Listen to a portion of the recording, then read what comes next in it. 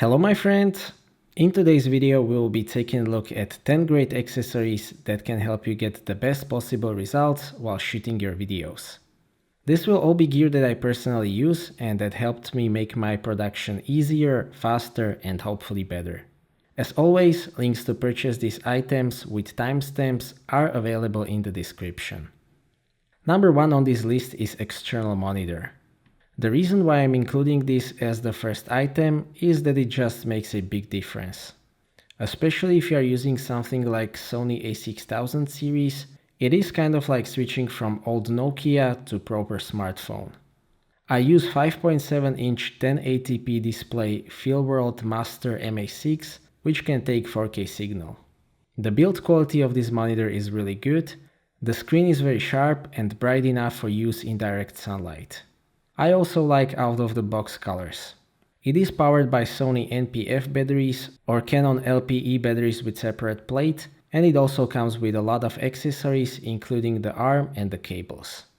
Overall, external display just makes you able to see what you are filming much more clearly. Number 2 is a fluid head. Fluid head is a type of video head which basically allows you to shoot very smooth panning and tilting shots. This is especially useful for shooting B-roll, following the subject and so on. I use Manfrotto MVH502AH. This head is suitable for camera rigs up to 7 kg and importantly, it allows you to adjust the resistance in both horizontal and vertical axes. That allows you to do either quick movements or slow and fluid movements. When you add some movement into your shot, it always makes it more interesting, so this could also be a good way to improve your filmmaking. I use it in combination with my favorite tripod Zomei 699C made of carbon fiber. This is very light tripod, but it can still hold a lot of weight. It works fine with this ball head, but I would probably recommend using something more heavy duty with this ball head. Number 3 is similar item, which is a slider. I have previously used very basic mechanical slider, which can do the job, but it requires a lot of concentration and second and also third attempts, and the results that you will get mostly depend on how well you can use it. Recently I have been testing Smartta SliderMini, which is currently running a Kickstarter campaign, and that one is much easier to work with. You can control the movement using the app, you can also adjust the speed, the movement is very smooth, and it also features intervalometer and some very interesting time-lapse options, so I will definitely make a review of this one soon. Number 4 is a gimbal. This is pretty self-explanatory. It is a device that enables you to make smooth handheld shots with your camera. There is a lot of gimbals available for any kind of device, like GoPro, smartphone or DSLR and mirrorless camera. For GoPro, I currently use Feiyutech G6 gimbal. For smartphone, I use Moza Mini-Mi gimbal, mostly because of the wireless charging, and for larger cameras, I still use Zhiyun Crane V2. Updated version is also available and it is called Crane Plus.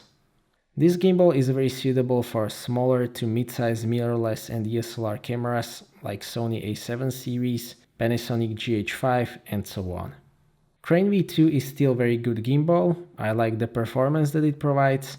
Handling is also decent, but I will probably upgrade to something with more features and more controls like Crane 2 or newly announced Feiyutech AK series.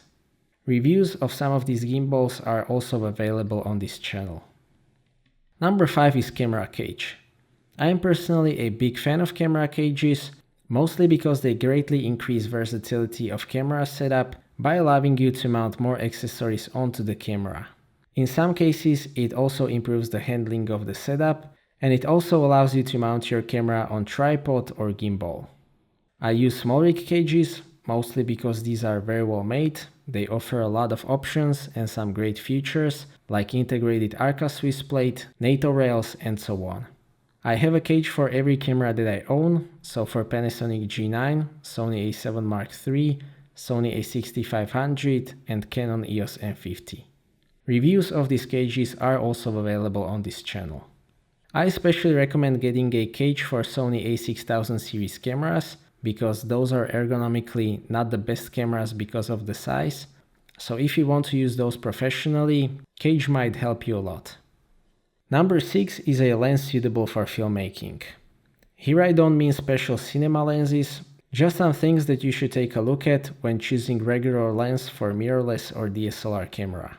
Of course, the optical qualities are important for video as well, although for video I recommend looking more at optical character of the lens and things like color reproduction and contrast, since even the 4K video is just 8 megapixels and most modern lenses are sharp enough for that. If you intend to use autofocus a lot, it is also important to make sure that the lens has smooth and also silent autofocus mode. If you intend to make zoom-ins in video, you need a parafocal lens, which means that focus point will not change during the zoom-in. For example, Panasonic Leica 12-60mm f2.8-4 and Sigma 18-35mm f1.8 are parafocal lenses. Some other things that you should take a look at is smooth changing of aperture to prevent the flickering, and also variable aperture lenses, which could change the exposure while filming. My most used lenses for filmmaking are Panasonic 12-60mm f2.8-4, which is a great match for GH5, Tamron 28-75mm f2.8, which I use on Sony A7 Mark III, and Sigma 18-35mm f1.8 DC HSM, which I use on Sony A6500 with Sigma MC11 adapter, and also on Panasonic G9 with Viltrox EF-M2 adapter. Again, reviews of these lenses are available on this channel. Item number 4 is also item related to lenses, and it is a filter. There are two main types of filters that are used for filmmaking, and those are the ND filter and polarizing filter. ND filter is basically like sunglasses for your lens. It reflects or absorbs certain amount of light. The reason why this is important is that it makes you able to use shutter speed, which is double the frame rate of your video, according to 180-degree shutter rule, to provide right amount of motion blur. Polarizer basically cuts the reflections in your frame from certain types of surfaces, it increases the contrast, and it also makes the sky look more interesting.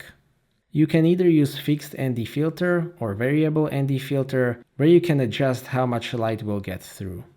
I use fixed ND filters because I don't always follow 180-degree shutter rule, so something like ND8 with 3 stops is enough for me. I use PolarPro QuartzLine filters with integrated polarizer.